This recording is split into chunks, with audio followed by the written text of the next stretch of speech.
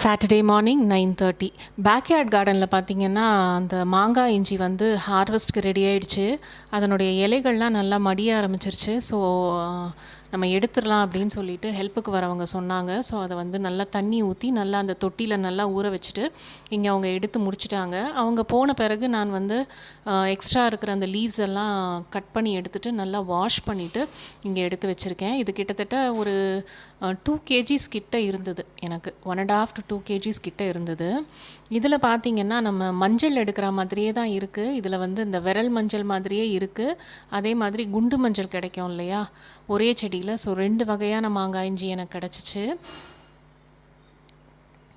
இப்போ இந்த மாங்காய் இஞ்சி வச்சு ஒரு தொக்கு பண்ணலாம் அப்படின்னு சொல்லிட்டு இங்கே நான் 2 பீஸ் எடுத்து வச்சுருக்கேன் ட்ரையல் பார்க்குறதுக்கு. யூஸ்வலாக இதை துருவி போடுவாங்க, நீங்களும் துருவி போடுங்க. நான் வந்து டைம் இல்லாதனால மிக்ஸி ஜாரில் போட்டு கொரப்பாக அரைச்சிக்கிட்டேன். இப்போ வந்து கொஞ்சமாக எண்ணெய் விட்டு, அதாவது நல்லெண்ணெய் விட்டு வெந்தயம் கடுகை நல்லா வெடிக்க விட்டுக்கிறேன். அதுக்கப்புறம் நம்ம மிக்ஸி ஜாரில் அந்த அரைச்சி வச்சுருக்கோம் இல்லையா அந்த மாங்காய் இஞ்சியை நல்லா போட்டு ஒரு சிம்மில் 5 minutesக்கு நல்லா வதக்கி விட்டுக்கோங்க. அதுக்கப்புறம் இதுக்கு தேவையான பெருங்காயம் அதை நான் சேர்த்துக்கிறேன். இங்கே வந்து புளி கொஞ்சமாக ஊற வச்சுருக்கேன், ஸோ கரைச்சி ஊற்றுறதுக்கு. அதுக்கப்புறம் பார்த்திங்கன்னா இதுக்கு தேவையான அளவு உப்பு, காரத்துக்கு ஏற்ற மாதிரி மிளகாய்த்தூள், இதையும் சேர்த்து நல்லா வதக்கி விட்டுக்கோங்க. கொஞ்சம் இது பார்த்திங்கன்னா ஒட்டினா மாதிரி தான் இருக்கும், ஆனால் புளி நம்ம சேர்த்த பிறகு அது நல்லா அடியில் இருக்கிறதெல்லாம் நம்ம நல்லா சுரண்டி விட்டு எடுத்துக்கலாம்.